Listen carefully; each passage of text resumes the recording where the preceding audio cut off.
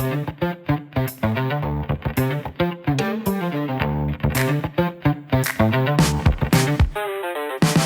listening to The Abundance Agenda, a podcast about growth and progress. This week, we speak to the actual Shadow Energy Secretary, Claire Coutinho, and find out why she wants to repeal the Climate Change Act. But first, we dive into an exciting new report on how to fix Britain's nuclear problems. Now, Martin, I've got a question for you. What was the most important news event of last week to listeners of this podcast?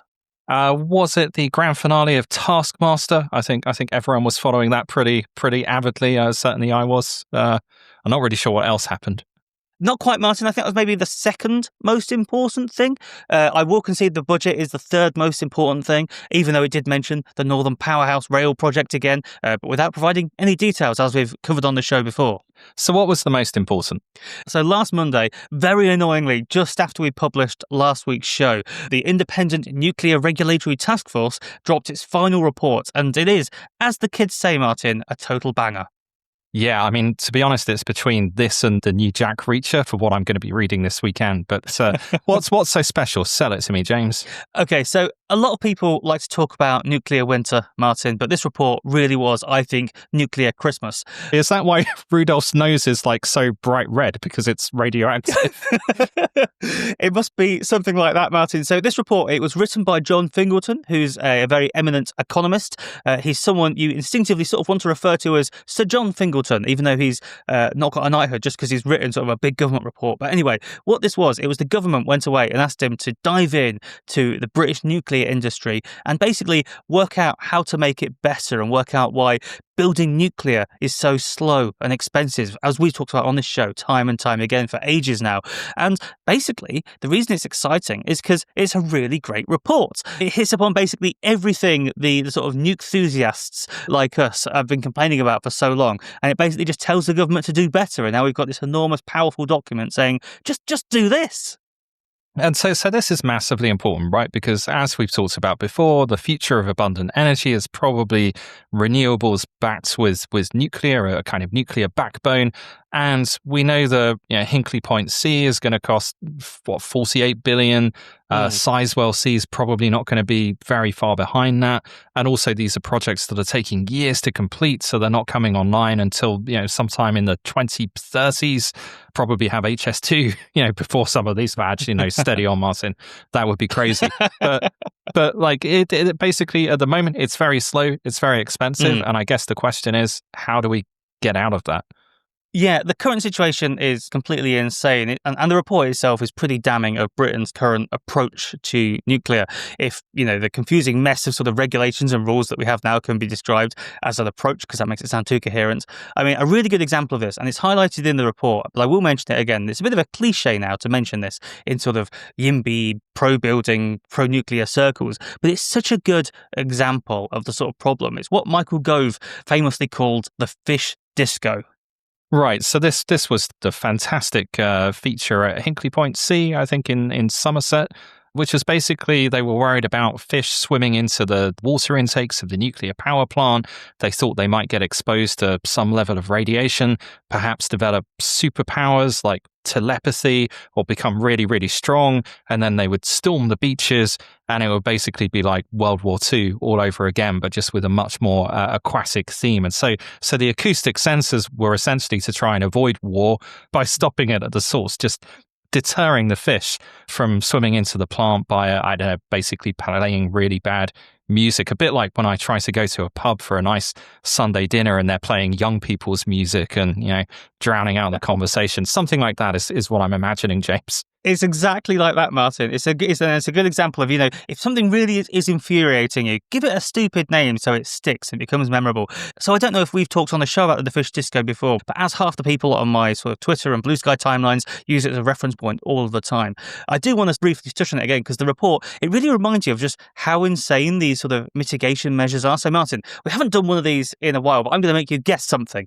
This is the annoying thing. So inevitably you will guess this exactly spot on and infuriate me. But tell me, How much money do you think the following fish protection measures at Hinkley Point C are going to cost altogether? So there's 3 different systems. There's the low velocity side entry water intake. There's a fish recovery and return system, an FRR, and an acoustic fish deterrence. That's the fish disco. Have a guess. How much do you think of British taxpayers' money, or I guess the investors' money? The point is, someone's money do you think is going on all this fish deterrent? I mean, there's so much to unpack here, James, not least why all of these sound like names taken from a 1950s like comic book, like Batman, quick, fetch the acoustic fish deterrent. Get these sharks away from us. Who the hell comes up with these names? But this may be the first time, James, you've done this and it hasn't backfired, because I genuinely don't know. I'm going to guess, just because nothing costs less than this in nuclear terms, I'm going to guess a cool £10 million. 10 million, Matt. That's your final guess. That's my final. The actual answer for these 3 fish mitigation systems is, and I'm not making this up, this is in the report, you can go and download this now, £700 million! What? That's like 6 bat tunnels. Yeah, it's absurd. So the fish disco itself, that's 50 million quid. Right. The entry water intake heads or whatever it was, 500 million quid. But anyway. Yeah, for the fish disco, I'm sorry, how much of that 50 million is for like music rights? Just out of interest, like, have Coldplay got like 10 million quid off of this? Like, this is the freedom of information request I really want to see. This is why we should use AI music, because there's no royalties on that. It'd be fine. That'd be much cheaper. That'd save a few quid. But anyway, no, the report itself, and it points it out. So what's crazy about this? So there's all these mitigations that have been put in. And the mad thing is that they did some modelling, or EDF did some modelling on this. And they reckoned it could save, on average, 0.083 salmon every year, along with 0.028 sea trout, 6 river lamprey, 8 Alice shad, as you can tell, I know nothing about fish, and 528 twait shad, or possibly fewer than 100 based on more recent estimates. So basically, there's 700 million quid being spent on this, and you're saving no fish. It's a classic example of all the stuff we talk about in this show just going a bit crazy and out of control. I mean, once again, I'm pretty sure some of these names are made up. Like, what is a twait shad? It sounds like something young people are doing behind bushes or something. That's like, well, I googled a picture of it, Martin, and to me it just looked like a fish. Average fish, but I don't know. Maybe they're special in some sort of way. But anyway, so the report describes the status quo, where we are, as a, quote, systematic regulatory failure. And it's pretty damning, because it actually says that the issue spans regulators, government and industry. It creates a cycle of inefficiency, delay and excessive cost. This is deeply rooted and embedded in the sector's culture. Interconnected failures feed on each other, acting as bottlenecks that prevent the effective delivery of critical nuclear projects. So what do they reckon the root causes of this are? Like, what's the fundamental problem here? So what the task force puts it down to is a whole bunch of things. So again, we've touched on various things over the months we've been doing this podcast. So there's fragmented oversight of all things nuclear. So if there's several different regulators who have to weigh in whenever you try to build, like, say, a new nuclear power station, all the decisions making, or a lot of the decisions, are disproportionate. So regulators are sort of too conservative and too risk averse. So they'll make these costly decisions, like the disproportionate thing about the fish disco and stuff, because that's just seen as easier than saying, oh, we'll take a risk and maybe accidentally kill some fish or something like that. And then there's the underlying laws as well that are identified. So they prioritize process over outcome. That's something we see across, like, housing and everything else. Same again with nuclear. And then the government has also criticized itself. So I guess multiple governments now just for being slow and indecisive. They don't seem to know what they actually want, which you'd hope a government would do, but apparently that's the problem. And then there's also the structure of the industry itself. So the report says that it's, quote, near monopolistic in some respects. And so that basically changes the incentives, because if you're the big incumbent who's doing all the nuclear building, then you, in a sense, you like all these cumbersome regulations and barriers, because it's barriers to stop anyone starting up and doing their own thing and being a competition to you. So you can just be the big fat incumbent sucking on the teat of the British taxpayer, as if you want a weirdly evocative image. So it's all the sort of things we moan about, basically. And this report says, yeah, no, these are massive problems. And it's amazing how much of this comes back to risk in a way that really tweaks me and kind of relates to our previous item as well. But yeah, this is something that'll be a big theme in the spoiler alert book that I'm writing. We talk about it a lot on the podcast. Just slide it in there, Martin. I think that's the first time you've mentioned it on the show. Well, stay tuned for, 3 years and you might even see it. But people constantly talk about regulators as being like risk averse or conservative. I would argue they're actually not. They're completely the opposite. But like most people who claim to be risk averse and hate risk, Actually, they're just being incredibly selective about which risks they think about and care about and which they don't. So in the life sciences, for example, that's a really good area where there's actually quite strong and productive regulation, right? So regulators work with pharma companies on the basis that, of course, they want to reduce the risks associated with new medicines coming to market. Nobody wants a new painkiller that turns you purple or something, or a new asthma inhaler that makes your head explode. Like, obviously, we don't want those things to happen. But they also understand that there is another huge risk, which is that new medicines don't come to market, because all of these are things that could potentially save lives. So the regulators there understand that their job is to work with companies to actually achieve progress, to achieve that goal. They are part of the process of bringing new drugs to market and improving lives. But if you take regulators in areas like nuclear or planning, for that matter, it's like they can see one side of the risk. They can see the risk of any kind of change, but they're completely oblivious to the risk of, well, what if things stay as they are now? Or like, what if we don't have enough electricity? Or if people have a terrible standard of living because buying electricity costs too much money? Or, our industries don't have the power that they need. Or we have to buy gas in from Russia or the Middle East because we're not energy independent. What if houses in the planning sector cost £1 million each? So they completely ignore those risks. And so it's not that, in my opinion, that they're risk averse.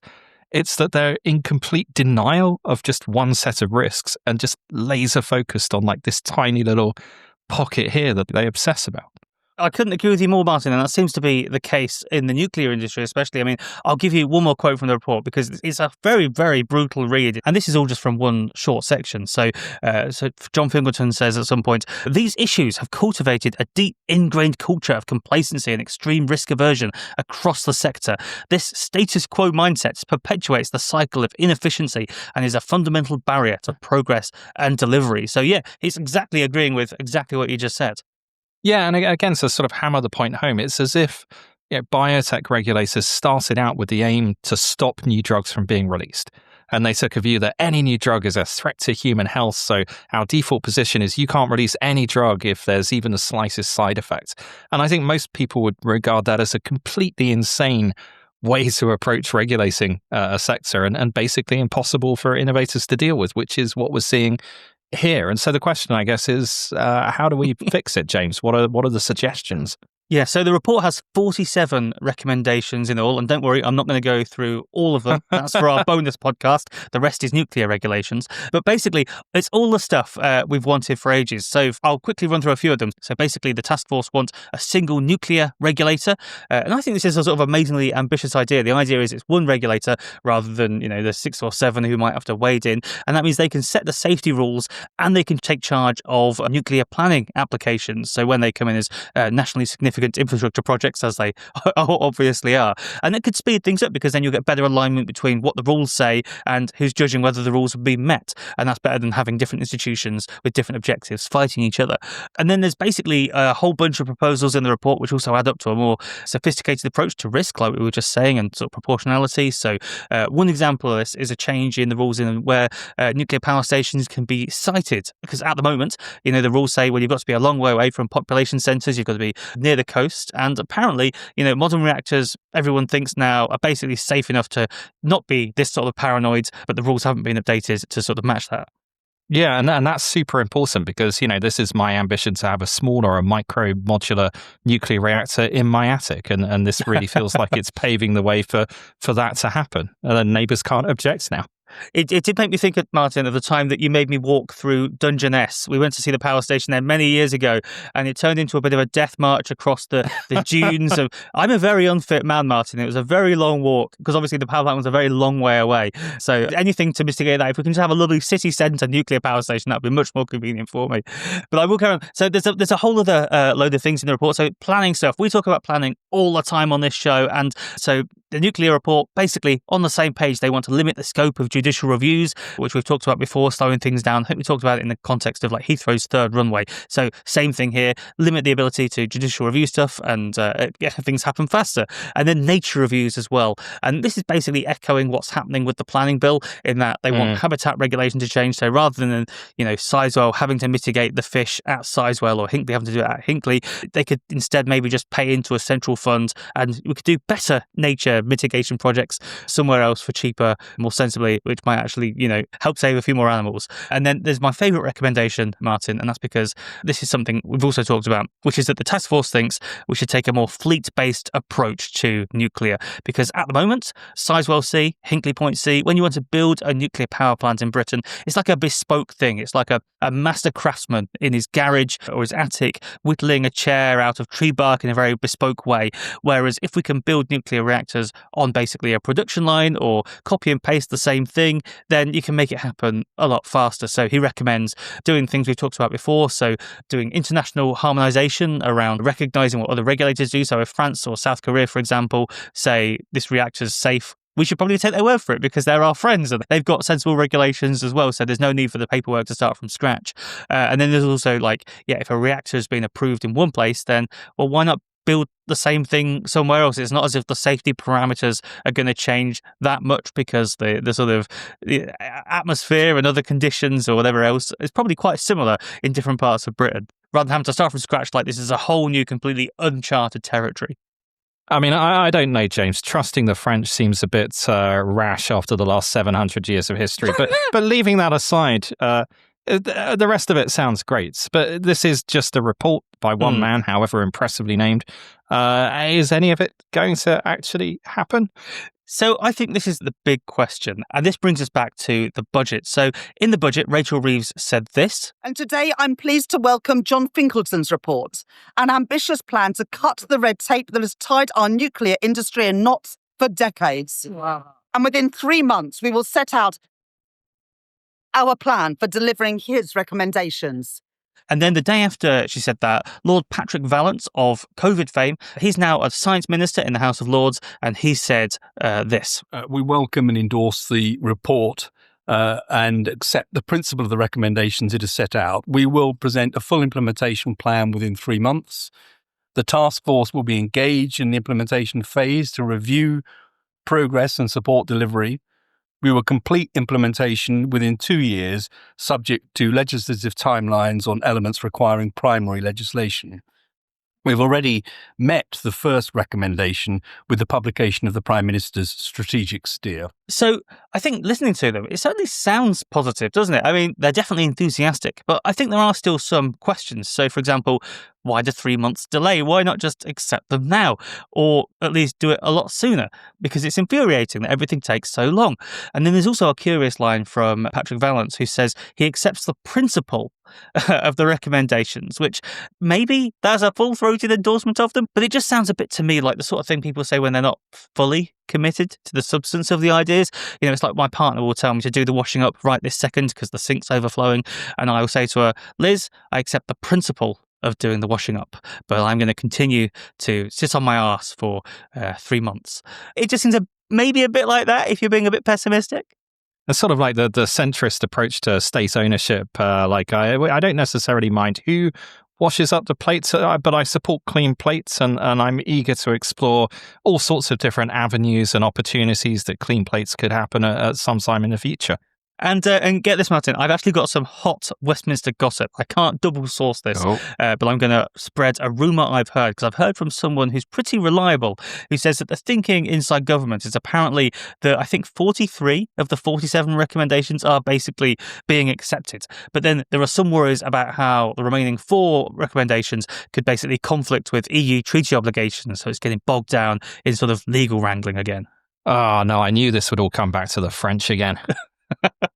Yeah, I'm not sure exactly what's causing the problems, but I consulted an expert I know in international law, ChatGPT, and it reckoned that the problems could be that either it's something to do with state aid or subsidies, or it could be something to do with what is called, and I'm going to almost certainly mispronounce this, called the Aarhus Convention, which isn't an EU thing. It's like an international treaty that the EU has signed up to, and it basically allows people to appeal against projects and things on an environmental basis. And though, again, the EU has adopted this, we have still de facto adopted this because we've signed a big treaty with the EU for trade and things. If we want that treaty to remain intact, we have to follow it as well. So it does appear there are some complications there, so I guess we'll wait and see. But I do think it's important for everyone listening to keep the pressure on the politicians and say we do want them to accept all of these recommendations and implement them quickly, because this is how we get more nuclear in this country.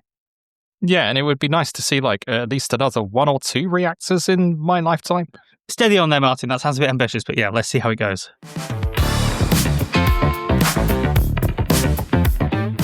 So, Martin, before we get on with this week's amazing guest, let's just do a quick plug for various things and do some housekeeping. So if you're enjoying the Abundance Agenda this week, then make sure you go to the Apple Podcast store, give us 5 stars, write us a nice review, feed our egos, tell us that you'd like the show so we keep making it, and do share it with your friends. Get the link, send it on WhatsApp, send it on social media, spread the word, because if you're listening to this and you've listened this far, then, you must have enjoyed it a bit. So, yeah, tell people about it. Tell your nerdy friends about it. Say to them, here's a nerdy show you'll like. And then in addition to this, we both write Substack newsletters. Martin, what have you been writing about this week? So I've got more about the Great Oxfordshire Trash Mountain, Oxford's best and brightest new tourist attraction. I think many people would say it's that, or probably some kind of Inspector Morse museum. I don't really know what else is in Oxford, if I'm honest. But I just thought I'd add it next to Cambridge, because we were pretty harsh on Cambridge the other week, and if we can just balance it with Oxford, I think everyone will be equally happy. So there's that. There's also a whole load of footage that's going to go up on my YouTube channel. It's my second video after the first one did pretty decently. I was going to say, you're turning into a proper YouTuber, Martin. It's quite impressive. When are you going to be shilling for HelloFresh or a VPN service or something? That's all I want to know. Oh, I do need to talk to you about Squarespace, James. That's maybe that can wait. So yeah, you can see all of that on my Substack/YouTube channel. I am a proper multimedia content node now. So James, what have you been contenting about this week?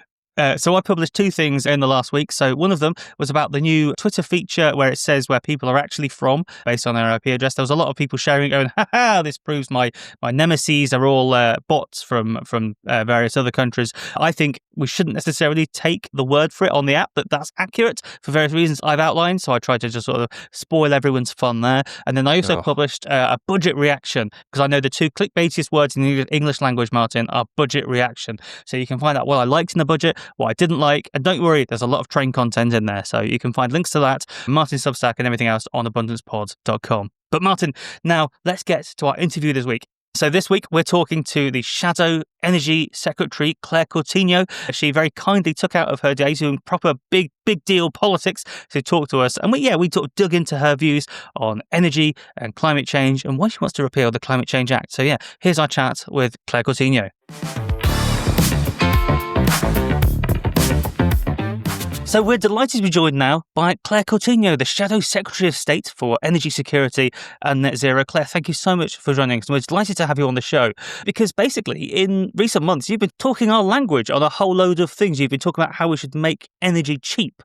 And you're actually the former Energy Secretary and now you're shadowing the role. So I was just wondering, could you start by talking to us about how you sort of took the abundance pill on this? When did you realise that, yes, energy should be cheap? Was there a moment you thought, this is the way? Well, that was always my approach as Energy Secretary. I was famous in the department for saying everything should be seen in the lens of what are you going to do to people's electricity bills. I introduced a bills test in the department, so any policy you put to me, I wanted to know what it was going to do to people's bills. And that's because if you look at what we've got in our energy system in the UK, is we have some of the cleanest energy in the world. People don't realise that. We've got some of the cleanest energy in the world, but it is the most expensive when it comes to electricity. That is our big problem. And it's a problem when it means people's living standards now, but it's also a problem when it comes to industrial jobs. We know that people are leaving, businesses are moving abroad, and it's a problem when it comes to future jobs. When it comes to AI, for example, that needs an enormous amount of electricity, and the biggest barrier we've got in the country at the moment is that our electricity is way too expensive. Is there a particular sort of opportunity that you like to point to as why we should make energy cheap? Is it all about bills, or is it about these sort of industrial applications? And what's the prize, do you think? It's all of the above, and I think this is it's a fundamentally a question of what do you think government should do? Do you think government should be dictating exactly what products people use at what time and in how much quantity, or do you think government should provide things that people can't provide for themselves, such that they can make choices in their life? And I'm firmly in the second category. I think the role that government has when it comes to the energy supply is to provide as much as possible so that people can use all of the opportunities in their life. They can use all of the inventiveness of their mind to go out and create wonderful things, whether that's just for their home and their family, or it is for the wider sort of technological arc that we're all on. And the problem that we've had for a long time in government, and the thing that I encountered when I was in the department, is this myth which had crept in, which is that we would need less energy. And actually, for some time, we'd got to a point where the consumption of energy per capita in this country had been declining. And because of the Climate Change Act, and I think the very noble desire to do right by the environment, people in the energy department would cheer that and say, isn't this a great thing? And actually, it isn't a great thing, because what you've seen at the same time is a decline in living standards and a decline in opportunities in this country. And that is not a good thing. So what I would like to see is a world where we have a lot of cheap energy. I think there is a lot we can do with nuclear, by the way, which is also zero emissions. But that means that people can have a great quality of life.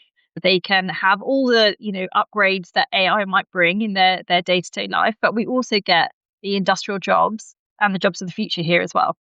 So you've cunningly prefigured a couple of our upcoming questions. One of them is obviously around the Climate Change Act 2008. This is one of your more striking policy commitments, I guess, so far. And coming from a fairly centrist position, as I don't think it's any secret to say our podcast is, we're obviously in that sort of spot of being very keen to see action on climate change, but also being somewhat frustrated by, let's call it the sort of hair shirt left idea of, well, if everyone just kind of suffers and lives in grim poverty, then we can use less energy and everything will be fine that way. Coming away from the caricatures a little bit, what were some of the specific problems that you saw with the Climate Change Act? What are the things that you think have kind of held things back, or maybe led to an emphasis on the wrong kinds of solutions for dealing with climate change? Well, I think this is exactly the point. I think you put it very well there. There's a problem that we've got, which is the sort of hair shirt degrowthers who think that what the UK needs to do is to be poor and to use less energy, and that's what we deserve for our colonial past. Like, that is the most obviously overly caricatured way of looking at it, but that is partly what some people think. I mean, you've got the Green Party in this country doesn't believe in nuclear power. It's absolutely mad when you think of a clean energy standpoint. But anyway, and that's what I was fighting against. And I think the worst aspects of the Act, that Climate Change Act, it's purely focused on your domestic emissions. So every time industry moves from the UK to, say, China, which is still 60% powered by coal, we don't have any coal in the UK, but every time a chemicals plant moves from here to China, people who support the Climate Change Act cheer, because they go, isn't that great? Our domestic emissions have reduced. Isn't that a good thing? But no, it's not a good thing in terms of climate change. You've just moved emissions from here to somewhere else, and actually you made them dirtier because it's in a country which is powered by coal. So I think that sort of blind faith in domestic emissions reductions, even when you're increasing your imports, is a problem. And second, if you look at what the Climate Change Act is doing, it looks across the whole of your economy, and it tells you that you have to reduce emissions across the whole by deciding what people are going to use and when and in how much quantities. And that's a problem because it's essentially centrally planning. And every country which has used central planning has failed in terms of the economy, because you give all of this power over to a small group of bureaucrats who don't really have any accountability or any sort of real world experience, and your country ends up making poor decisions, you're misallocating capital, and it becomes poorer. And even in climate change terms, that is simply absurd, because what you end up with is a situation where other countries around the world look at what you're doing and they go, what's happened to your energy bills? Why are you losing all of your industry? And this is what I faced as energy secretary. I would go and meet my international counterparts and, we'd be talking to them about this entire energy agenda, and they would go, why are your energy bills so high? What's happening with your industry? And that means, in terms of that broader climate change picture, you're actually doing the world a great harm, because you become a warning to them. And if you look at what's happened since, that sort of Trump shift in global politics that's happened, and people blame Trump for that. But actually, I would argue Northern Europe and some of the policies that we've pursued have been part of the problem, because he's pointed at us and said, look at their energy. It's so expensive. Look at the fact that they're deindustrializing. And this, again, it's a problem, because we are in the UK are 1% of emissions, but 99% are happening elsewhere, and they're rising. So in a sense, it's your argument is that it's a blunt instrument that creates perverse incentives, and that leads to laundering of emissions elsewhere, or it leads to attempts to micromanage that ultimately don't succeed. So what do you think the role of government is to try and push action in that direction? If it's not something like that, what kinds of are targets even the right thing? What sort of approach would you take instead? We've got two paths in front of us when it comes to climate change action and what you could do.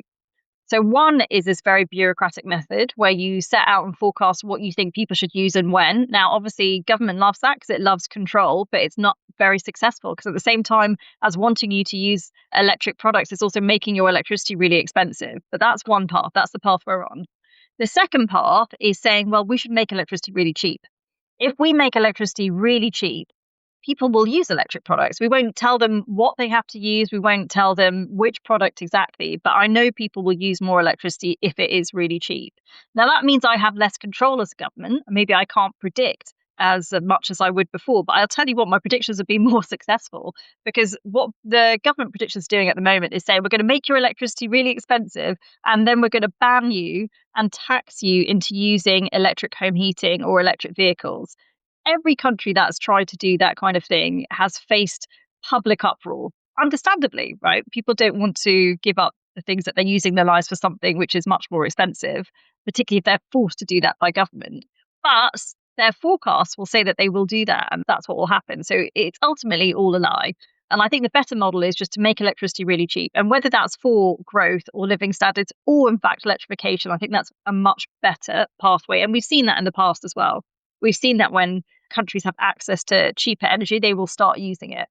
So I think that's a persuasive argument, and the flaws you point out are real. But at the same time, there is still the problem of climate change. And as much as I want sort of cheap energy, ultimately I still look at the fact that most of the world has agreed to 2050 as this sort of deadline as to when we want to try and hit net zero. Britain has, I think, formally committed to 2050 as when we want to have a net zero economy. Many of our peer countries have as well. So do you still think we should be aiming for sort of a net zero economy, a net zero country by 2050? And if so, what does the path look like without this sort of more prescriptive set of targets and goals and restrictions and so on?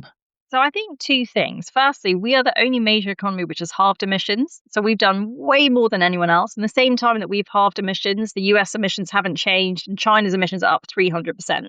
And we're 1% overall. So I think we've done a huge amount. This last 50% of emissions is incredibly expensive, and it's perilous, because if we get this wrong, everybody else is going to give up, because they're going to look at us and go, gosh, that's gone really horribly for Britain. And that's basically the cusp of where we are now. So what should we do? Well, I think firstly, there's a different pathway to reduce emissions in the UK, which is making electricity really cheap. And then actually, I think that gets us over quite a long part of the way that we would need to go, because if you look at what we need to do for our emissions to reach net zero, it's actually electrify everything. So I think for lots of reasons, you make the electricity cheap here, and that would help you.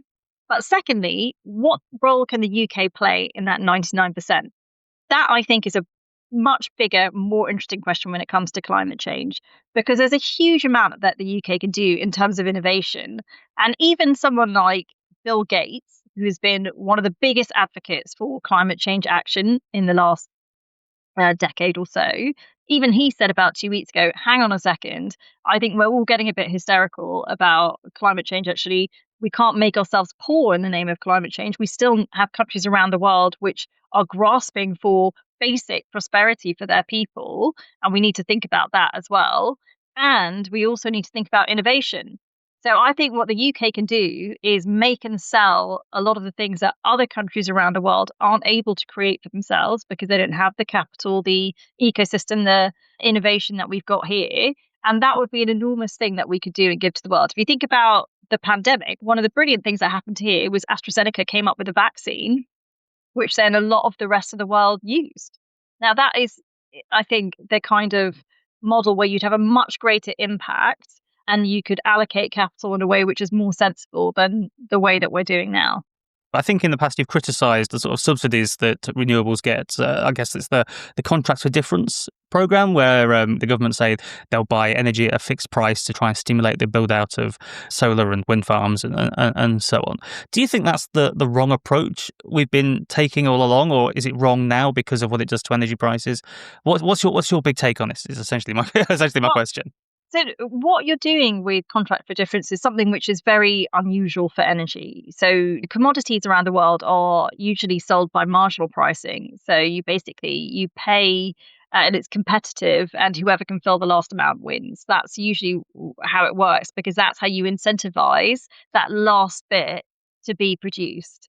Now, what we're doing with Contracts for Difference is signing up to long-term fixed rate contracts, which means you don't get that sort of competitive pricing between different types of energy supply.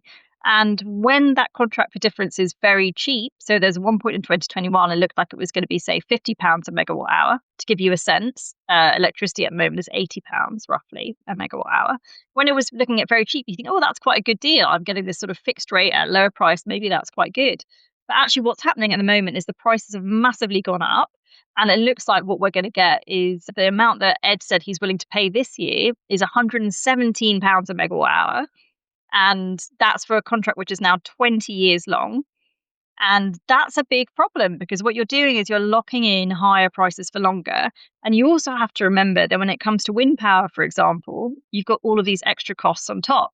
Now, for example, some of that might be turning wind farms off when it's too windy, paying about £1 billion a year this year to make them turn off when it's too windy. We're going to be spending £8 billion on making them turn off when it's too windy in 2030. That's an enormous cost that everyone's going to pay. So once you add in all those costs, suddenly you go, oh my gosh, this is not a very good deal for the country. And the problem that you've got is after 3 or 4 years, if something else arrives which is much cheaper, well, you can't get out of that contract. It's here for 20 years. It's not just what you and I'll be paying, it's what our children will be paying as well. And then it starts to look very much more like the PFI contracts that people signed up to, which sat on our schools and our hospitals for decades that, you couldn't get out of, which actually were very bad deals. They were a suck on the public finances. And this is what I worry about with an energy system is what I think Ed Miliband's doing when it comes to renewables is he's buying at the highs. And he's buying big rounds because he set himself these targets. So he's buying massive bumper rounds, more than we've ever bought before, at the highs. And he's lengthened the contract. So you're now getting this incredibly high price fixed for 20 years. How do you sort of balance then the conflicts between the efficiency of spending public money with needing to create the right kinds of incentives to bring the investment in the first place? So, we often talk about subsidies and they take up a lot of attention, but also if you look at things like offshore wind, these are very large investments that are needed to build out infrastructure in the first place. There's investment in the grid to receive that. And we've also talked a lot before about things like supply chain issues and even the number of boats that are available from the east of England and Scotland to go out and service these things, for example. Is there a need for kind of a more rounded or a more sophisticated package that would kind of provide the support for this sort of innovation and build outs, but without necessarily putting so much money into these blunt instruments? Well, if you look at somewhere like Texas, the energy system is largely built on merchant finance. So the companies wear the risk themselves and then they sell in at competitive prices. So the consumers get the best result, which is a competitive price of energy. And actually the companies have worn the risk. Now here we've got a very different system. And to your point, the consumer is sort of wearing a lot of risk at the moment because they've got these fixed prices for these companies. And that was originally started because it was a new technology. They wanted to bring down the cost and find a way for this power, which was unpredictable, this intermittent power based on the weather, to sort of give a sense of the fixed pricing. But these technologies have been around for a long time now. And I would really question whether CFDs are still the right way to go, because actually now what you're doing is, like I say, signing up for really, really high prices on a really long-term basis when actually this technology should be much cheaper. And even say something like solar, for lots of countries around the world, if you ignore the supply chain, obviously I worry a lot about the supply chain, it's very focused on China, but if you just leave that aside for 1 second, lots of countries around the world are getting solar now at £30 a megawatt hour. That is cheap energy. But in the UK last year, Ed signed up to solar on, again, a 15-year contract, £72. So you've got to question, why are we not getting the cheapness here? There's clearly something wrong with the model. I also think there's clearly something wrong because as soon as with that solar, again, £72, but you have to add in all the extra costs. You've got to have something that works in the winter, for example, your backup costs, all that cost of its intermittency. Suddenly that becomes expensive. Now, if we've made solar in this country expensive, clearly the way you're financing it is wrong. So one other thing we want to move on to talk about is nuclear. So we know that we, like you, are big enthusiasts for more nuclear energy. And in your conference speech a couple of months ago, you talked about how, you showed this brilliant graphic of, I think it was the land area that requires for a nuclear power plant versus what you'd need for a solar farm or a wind farm. And it's something like the size of the Isle of Wight. So it's a really striking graphic. But you also said in the conference speech that you didn't want to sort of build up quite so many wind farms because you don't want to, quote, carpet the countryside in wind farms. I guess my question is, can we not have an all of the above approach? Because I'm very pro nuclear, but I'm also very pro wind farm and very pro solar, because I just think we should just build everything to have. If we really want to make energy cheap, do we not need to have all the above? Can we not just legalize, or should we not just keep wind farms sort of legalized so we can figure out what works? So I would normally, my belief is generally government should do the bit it should do and not control too much. So if you could have a model where everyone just built everything, great. But the problem that you've got is there is a level when it comes to your intermittent, so your wind and your solar, where when you've got too much of them in the system, everything else becomes very complicated. So the best way I can explain it is, imagine you've got a house, and in your house you've got your gas boiler for the winter, and you've got maybe your solar panels on the roof. If you've got a few solar panels that you always use when it's sunny, that could work well for your house. I think lots of people will have seen a house like that and understand what that's like. Now, imagine if you covered your house in solar panels. Basically, even a mildly sunny day, you've got way too much energy. So suddenly you need a big storage system for that energy. You need to do something with that spare energy. And then when you don't have much sun, suddenly your system has got way too many solar panels and everyone's still paying for the fixed cost of those solar panels, but you don't need as many of them. So having too much in the system can be a problem when you've got intermittence. And to give you an example, like your gas power plants at the moment, you've got 35 gigawatts in the country. For Ed's system to work, you need to build a huge amount more wind and solar. You still need those gas power plants, but you only use them 4% of the time. So you suddenly got this massive cost, which is building all these gas power plants and then using them 4% of the time. So every time you use gas, it's going to be astronomically expensive. So that's when it starts becoming a bit of a problem. And I think there can be some in the system. I think particularly people who've got solar in their homes and then batteries in their homes, that can work. But we've got to be very honest about the overall costs. And that's my worry. So when I was in the department, I asked them to do a full systems cost of a system which has lots of renewables in it. And they hadn't done that work. And then they started it. And it should have been ready by now, but I'm afraid, I don't want to be too political, but Ed has cancelled that work. It's the thing that he's done, which I think is the most, I think was the biggest mistake, because actually we needed to see what those figures were. And once you add in all of those extra things and the full systems cost of having something which is, highly renewable, I think is a problem. I'm going to ask you the one sort of Jeremy Paxman question, which is it just a weird coincidence that at the same time, a lot of Conservative voters tend to live in nice, leafy, lovely countryside places where you might want to build a wind turbine, and it's just sort of politically useful, or I guess there's a sort of political angle as to why you're more skeptical of them.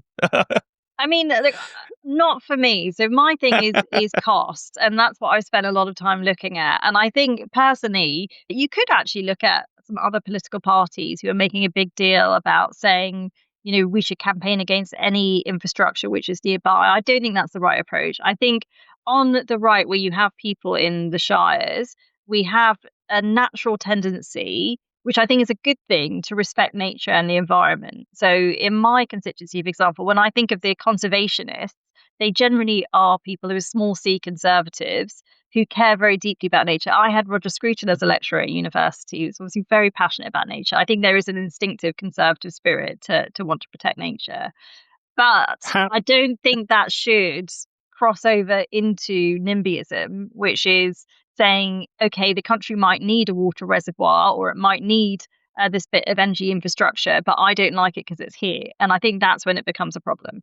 How do you sort of make that case politically? Because I think what you've said before, we've talked a lot about on the podcast, which is, renewables are great, but above a certain percentage of the grid, it becomes exponentially more difficult, more complex to make use of them, and the cost benefits don't really kind of hold up at that point. So renewables backed by nuclear sounds fantastic. The problem, of course, is nuclear power stations are not the sorts of things that you put on an estate agent's brochure, and obviously a lot of people in local areas are concerned about solar rollout covering fields and wind farms towering over their houses, that sort of thing. So how do you kind of make the case for those technologies getting built, but balance that with some of the concerns from people who love them, but just not where they are? Well, the thing about nuclear, particularly large-scale nuclear, is there is a handful of sites which are very well known where you can build them. And actually, I signed off the third one, Wilver, where lots of people there wanted nuclear because actually they associate it with well-paid jobs. And actually, that's something you can see in Cumbria. Actually, you can see the nuclear benefit in wages. So I do think, actually, if you look at like Hartlepool, for example, is another part of the country that would love a nuclear site. There are areas which are used to nuclear and would have it. And because of your land density, you need far fewer nuclear power plants compared to the amount of land that you would need for wind and solar. I think one of the points that I made, that James said in my speech, is nuclear uses up to 3,000 times less land. So those fights that you're going to have, you'll have less of them.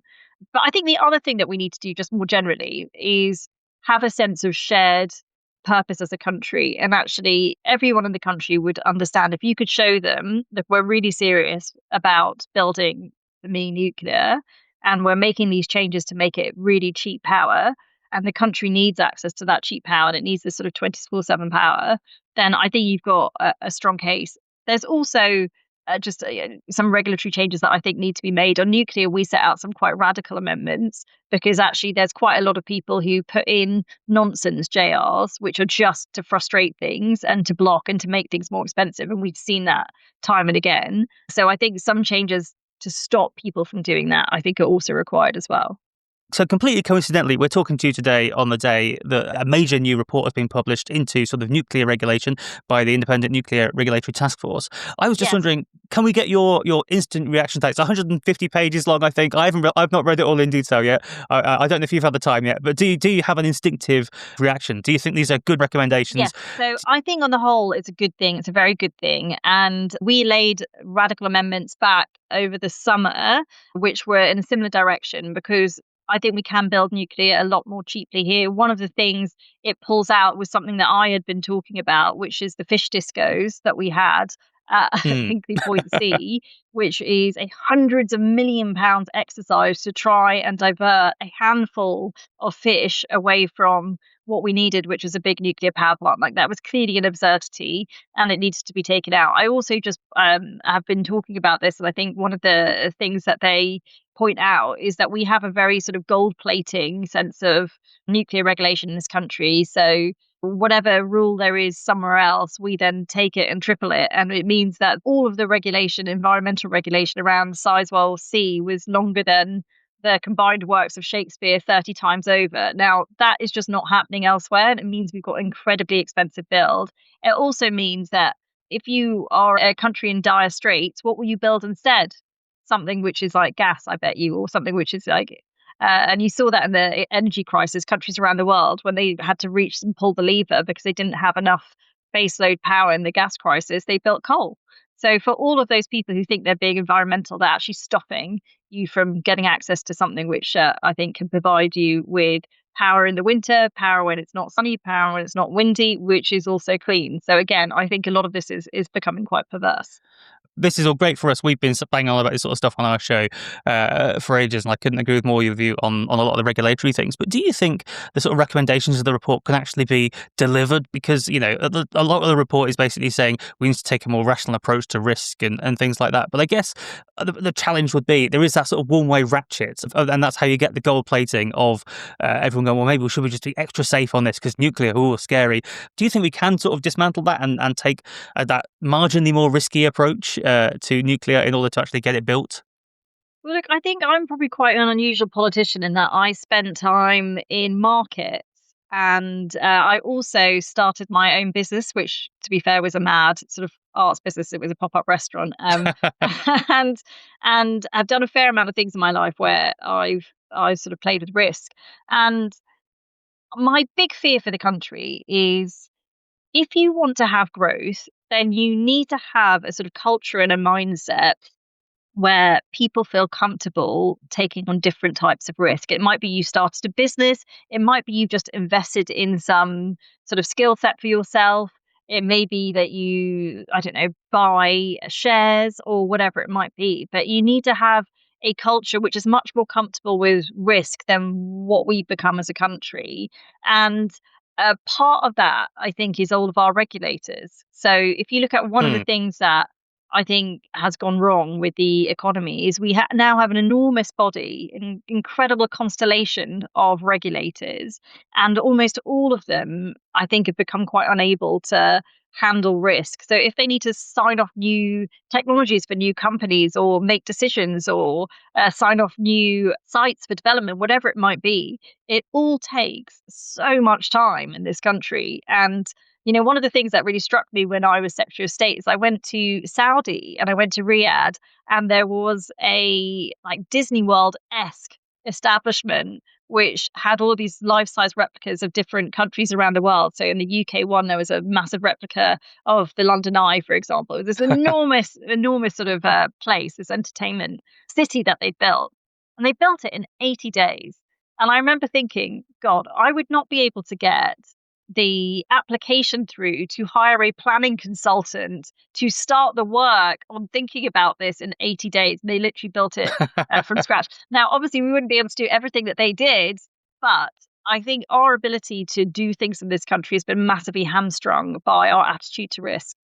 Very finally, I'm going to ask you one last question because I know you've got to go. This is completely irrelevant, but this is just my own self-indulgence. So just before conference season, I wrote a post on my newsletter all about how politicians should give speeches and use screens. They should treat it more like an Apple keynote and show graphs and pictures and things. And then you actually did this during conference season. I think you were the only politician to do so. I was just wondering, what inspired this approach to your conference speech and how did it work? Is this the future of politicians giving speeches? Was it successful for you? Look, it pleased me greatly to have my screens and a clicker. I felt very powerful. No, I think in all honesty, the pandemic has changed things for people. I think people now are used to getting information with a lot of data behind it because of the way people encounter things on social media. They're often used to having graphs and being able to visualize things. So I hope it does become a feature of politics. I think it would make politics better because one of the things that I saw in government is wherever bad decisions were made. So for me, I could talk about energy policy. I could also talk about lockdown policy. I could talk about loads of different things, which I think I saw going wrong. It almost always, at the heart of it, was a problem with data in terms of the analysis. You were looking at the wrong thing, or the numbers were wrong, or the way you put the model together was wrong. So actually, I think politicians being much more open about the figures that they're looking at, the reasons that they're making those decisions, so that people can pull it apart is a good thing.